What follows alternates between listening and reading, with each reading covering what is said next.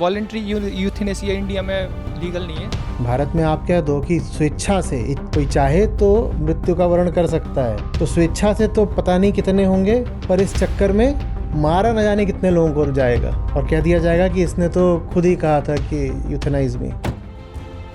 मुझे ही कुछ हो जाए आज से 10-20 साल बाद या कभी भी जब भी, और मैं खाना भी नहीं खा सकता, मैं पानी भी नहीं पी सकता, मैं आधे समय बेहोश पड़ा रहता हूँ, तो फिर मैं अपनी चेतना में एक स्वतंत्र निर्णय करूंगा ना कि अब मुझे खाना नहीं खाना है, मैं इस हालत को क्यों घसीटूं। लेकिन जिंदगी कीमती बहुत है, जब तक थोड़ी सी भी संभावना हो कि जीवन का सदुपयोग करा जा सकता है, तब तक जीवन को नहीं छोड़ देना चाहिए। सही जिंदगी के लिए अगर आज मरना पड़े तो मर के दिखाएंगे, और 100 साल जीना पड़े तो 100 साल जी के भी दिखाएंगे। जितना मरना ज़रूरी है उतना ही ज़रूरी है जीना। संथारा की मैंने जब भी बात करी है इस अर्थ में करी है कि मैं आवश्यक नहीं समझता जिंदगी को घसीटते रहना। और ये भी है कि आत्महत्या ज़्यादातर मामलों में कायरता का काम होता है। आप जिंदगी का सामना नहीं कर सकते क्योंकि आप अपने स्वार्थ, अपने बंधन छोड़ना नहीं चाहते, तो आप जा कर के देह का ही नाश कर लेते हो। लेकिन जो बिल्कुल बिरले एक्सेप्शनल मामले होते हैं, वहां पर मैंने कहा है कि ये ठीक भी है। मुझे ही कुछ हो जाए एक आज से 10-20 साल बाद या कभी भी जब भी, और कोई अब संभावना नहीं है कि मैं कुछ कर सकता हूँ, मुझे कुछ हो गया है, मेरे गले में कुछ हो गया है, मैं आपसे बात भी नहीं कर सकता, मैं खाना भी नहीं खा सकता, मैं पानी भी नहीं पी सकता, मैं आधे समय बेहोश पड़ा रहता हूँ, तो फिर मैं अपनी चेतना में एक स्वतंत्र निर्णय करूंगा ना कि अब मुझे खाना नहीं खाना है, मैं इस हालत को क्यों घसीटूं। पर वो बिल्कुल आखिरी निर्णय होगा। मान लो ये है कि मैं बोल नहीं सकता पर मैं लिख सकता हूं, तो मैं थोड़ी जान दे दूंगा, मैं कहूंगा चलो बोल नहीं सकता, मैं लिख के अपना काम कर लूंगा। या कुछ और कर लूंगा। स्टीफन हॉकिंस भी बोल नहीं पाते थे, उन्होंने दूसरे तरीके से अपना काम कर लिया था। जब लेकिन कुछ ना बचे, एकदम कुछ ना बचे, उम्र भी बहुत बढ़ गई है, बिल्कुल दिख रहा है कि कितनी भी कोशिश कर लो अधिक से अधिक जिंदगी को 10-20-40 दिन और खींच लोगे, तो उस समय एक डिग्निफाइड विदाई के तौर पर संथारा ठीक हो सकता है कि घिसट घिसट के नहीं मर रहे, अपने खुद ही चले गए। और मालूम है जैनों में तो नाम दे दिया गया है उसको, सुंदर यथा योग्य नाम दिया गया है, पर ये बहुत लोग करते भी हैं यूं ही बिना नाम दिए। बहुत सारे बुजुर्ग हैं जो ये करते हैं। वो हो सकता है खाना पूरे तरह ना छोड़ते हो, पर वो इतना कम कर देते हैं, इतना कम कर देते हैं, देखा होगा कि मृत्यु से हफ्ते भर पहले या महीने भर पहले वो शून्य बराबर खा रहा है, फिर धीरे धीरे अपना विदा हो गए। पशु तक ये काम करते हैं, जिनके घरों में जानवर रहे उन्होंने देखा होगा, जब वो बहुत बीमार हो जाते हैं तो खाना एकदम बंद कर देते हैं, 2 दिन 4 दिन खाएंगे नहीं और फिर विदा हो जाएंगे। तो ठीक है, जिंदगी को घसीटते रहना कोई अनिवार्य तो नहीं है, लेकिन जिंदगी कीमती बहुत है। जब तक थोड़ी सी भी संभावना हो कि जीवन का सदुपयोग करा जा सकता है, तब तक जीवन को नहीं छोड़ देना चाहिए। ठीक है, और छोड़ना है ये निर्णय अपना होना चाहिए भाई, कोई और मेरे लिए थोड़ी निर्णय करेगा।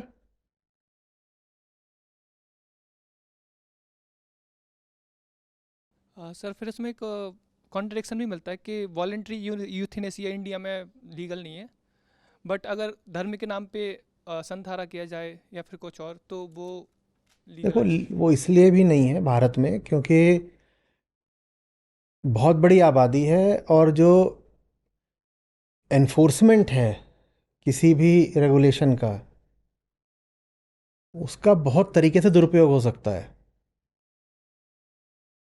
यहाँ पश्चिमी देशों की तरह मामला नहीं है ना कि हर जान कीमती है क्योंकि बहुत ज़्यादा लोग हैं ही नहीं।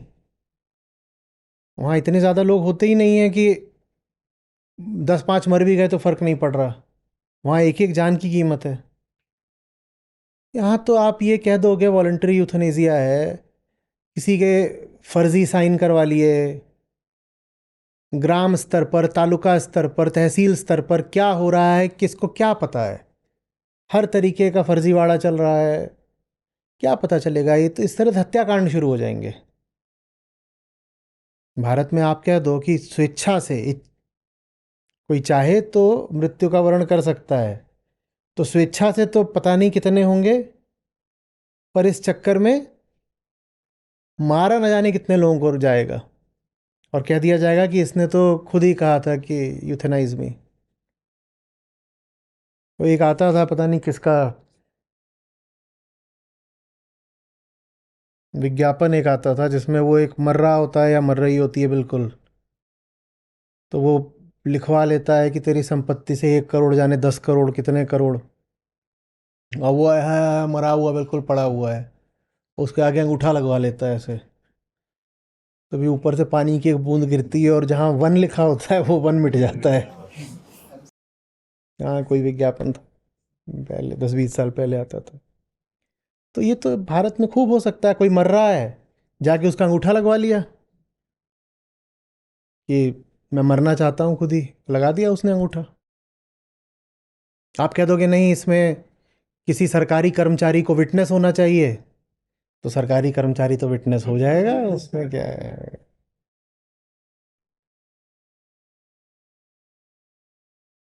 हम्म?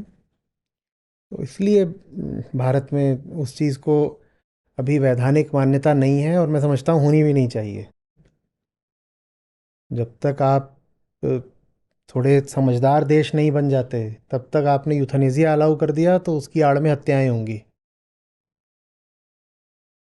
फिर हम भावना प्रधान भी तो लोग हैं। हम्म। किसी का कुछ हो गया, किसी को पता चल गया, अरे वो तो आज वहाँ पे वो फलानी के यहाँ गए थे, अब मैं आज अब निराहार रहूंगी, आमरण निराहार रहूंगी। जब इस तरह के देशवासी हों तो वहाँ पे आप यूथनेसिया को लीगलाइज नहीं कर सकते। कोई किसी भी बात पे मरने को तैयार हो जाएगा।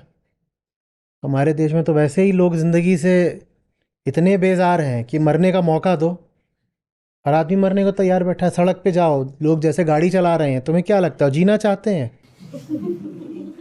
हंसने की बात नहीं है, अगर तुम गौर से देखोगे तो उनके भीतर कोई बैठा है जो चाह रहा है कि वो मर जाए, पर वो इतना साहस भी नहीं कर पाते हैं कि किसी खतरे के काम में, किसी सार्थक काम में जाकर के स्वयं को अर्पित कर दें। तो वो इस तरीके से अपनी मौत का आयोजन करते हैं, ऐसे ऐसे बाइक चला रहे हैं, ये कर रहे हैं, वो कर रहे हैं, ट्रेन के सामने घुस रहे हैं, ट्रेन से लटक रहे हैं। ये आदमी जीना चाहता है क्या ना?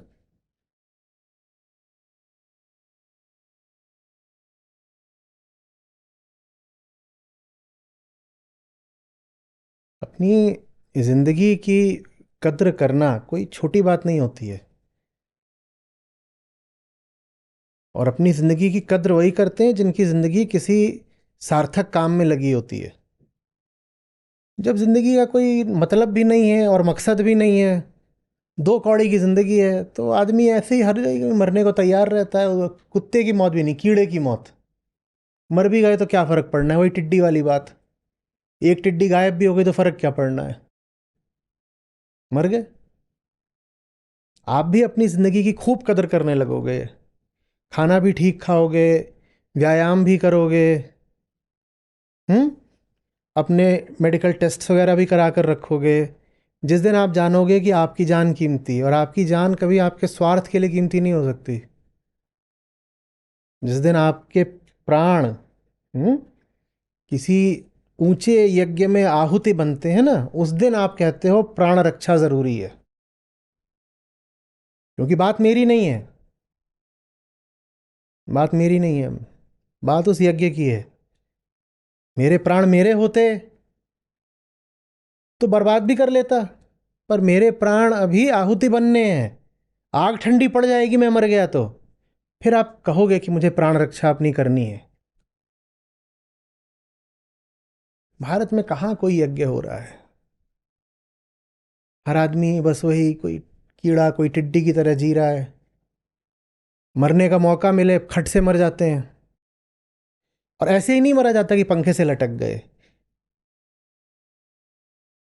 हम्म? अभी लू चल रही है, धूल उड़ रही है, और वहाँ उसने सड़क किनारे खुले में रखा हुआ है और आप वहाँ पे खड़े हो होकर के खा रहे हो। वहाँ बाइक रोकी और वहाँ पे आपने कुछ खाना शुरू कर दिया। ये नहीं है कि आप इतने गरीब हो या कि ये वो आपका लंच है, आप क्या करोगे? वो आप स्वाद के लिए खा रहे हो, टिक्की है वो, गोलगप्पा है या कुछ है।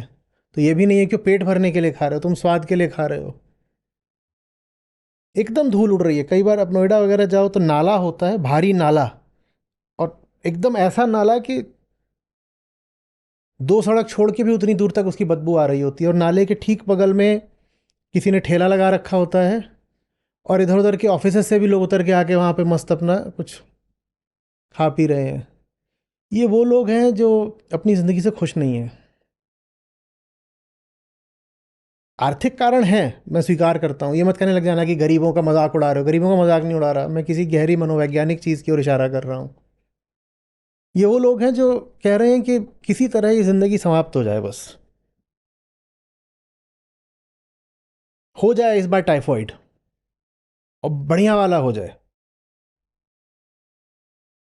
देखो, हमें अपने बारे में उतना ही पता होता है, जानते हो ना साइकोलॉजी की थ्योरी, कि ठीक जैसे एक आइसबर्ग का इतना सा जो हिस्सा होता है वो दिखाई दे रहा होता है, वैसे भी हमें भी अपने दिमाग का, मन का, अपने भीतरी जगह इतना ही हिस्सा दिखाई दे रहा होता है। बाकी हमारे ही भीतर क्या चल रहा है हमें नहीं पता होता।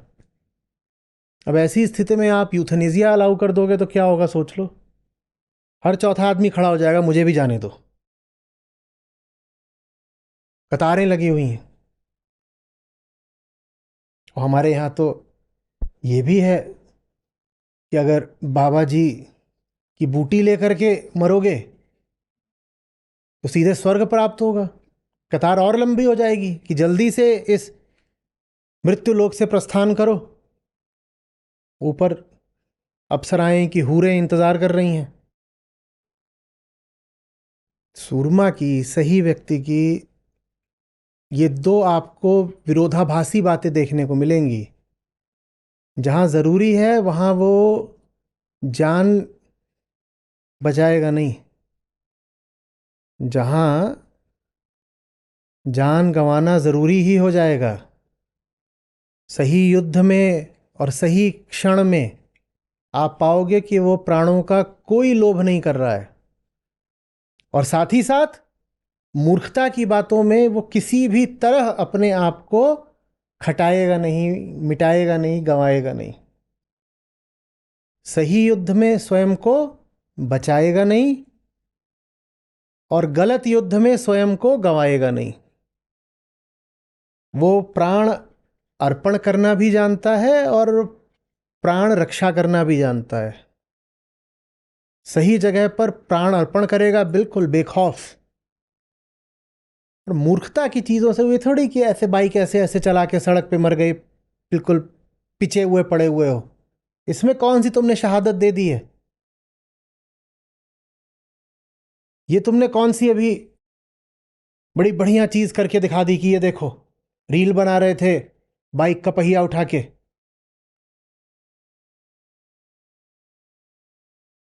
या कि डायरिया से मरे हैं, अमर शहीद, हगते हगते वीरगति को प्राप्त हुए।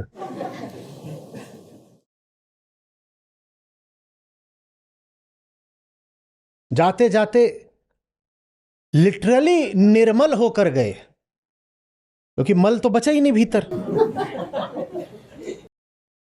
अगर जिंदगी सार्थक है तो जिंदगी की रक्षा करना भी सीखो। वो सब वरना जो खबरें छपती रहती है ना कि 2 लोग कंचे खेल रहे थे और एक दूसरे का सर फोड़ दिया और मर गए। लानत है। मरना तो है ही एक दिन, पर ऐसे थोड़ी मरेंगे।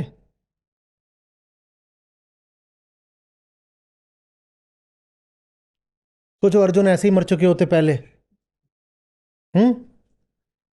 भीम से जाकर कंचों का कुछ कर लिया राड़ा। अब तुम भीम के कंचे और ये सब करोगे तो भीम ने कहा तेरा गांडी बाण बाद में तू उठाएगा, पहले तो ये मेरा मुक्का ही काफ़ी है। छोटे मोटे झगड़ों में अगर वो पहले ही निकल लिए होते तो फिर कहाँ से आती गीता?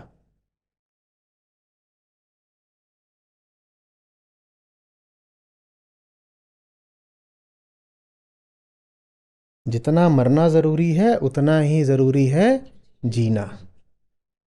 हमने कहा था ना एक बार, सही ज़िंदगी के लिए अगर आज मरना पड़े तो मर के दिखाएंगे, और 100 साल जीना पड़े तो 100 साल जी के भी दिखाएंगे।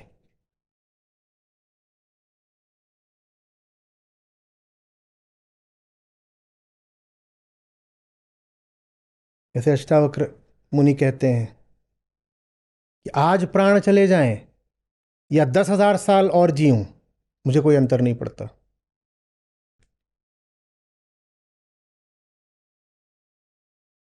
जाते हो तो आज चले जाएं, और नहीं जा रहे, जिंदगी चल रही है तो 10,000 साल और चले तो भी मुझे अंतर नहीं पड़ता।